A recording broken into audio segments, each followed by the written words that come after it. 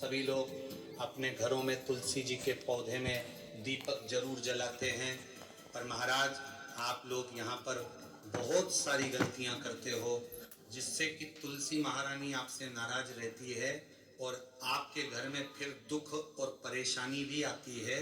महाराज, एक तुलसी का पौधा सिर्फ अगर आपके घर में रहता है तो इससे आपके घर में जो भी नकारात्मक ऊर्जा रहती हैं वह प्रवेश नहीं कर पाती है।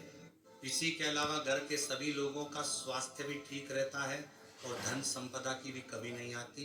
पर यही तुलसी का पौधा अगर आप लोग गलत तरीके से अपने घर में रखते हैं और उसका ध्यान नहीं रखते हैं तो फिर यह आपके ऊपर उल्टा प्रभाव भी डालता है।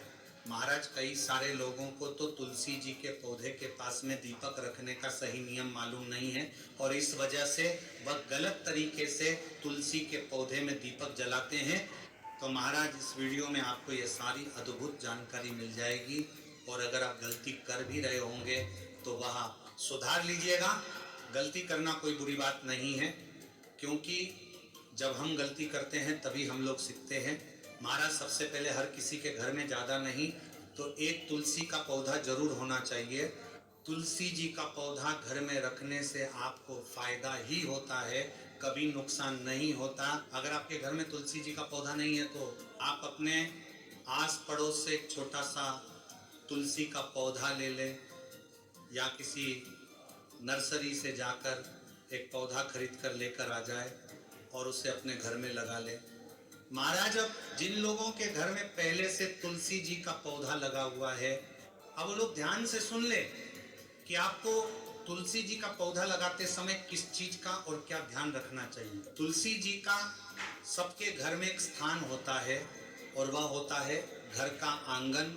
महाराज, अगर आपके घर में आंगन बना हुआ है तो आपको अपने घर के आंगन में ही तुलसी जी का पौधा स्थापित करना चाहिए। और अगर आपके घर में आंगन नहीं है तो फिर आप लोग अपने घर की बाउंड्री पर या अपने घर की छत पर ऐसे स्थान पर तुलसी महारानी को रखें जहां तुलसी जी को धूप मिल सके।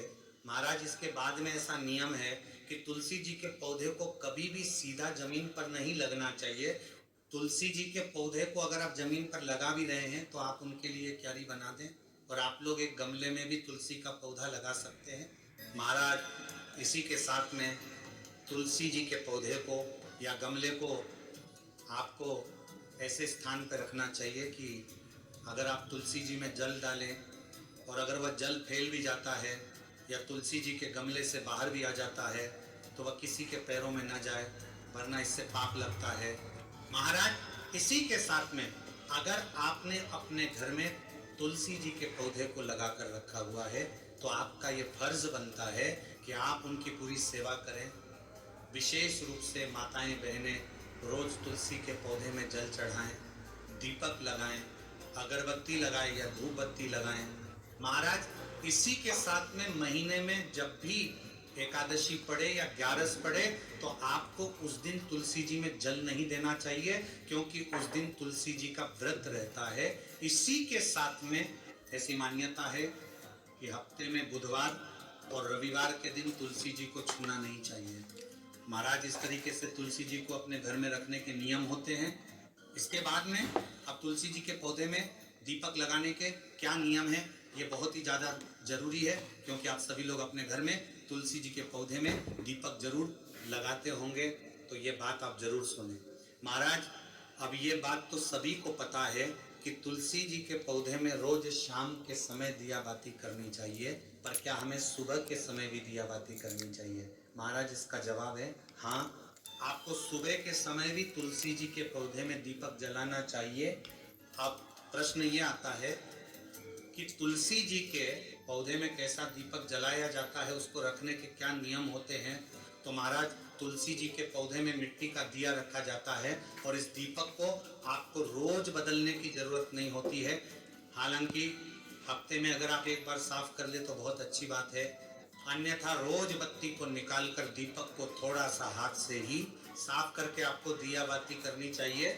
महाराज, तुलसी के लिए हमेशा आपको लंबी बत्ती ही दीपक के अंदर रखना चाहिए। इसके बाद में तुलसी जी के दीपक में तेल कौन सा डालना चाहिए, ये भी आपका प्रश्न होता है। वैसे आप तुलसी जी के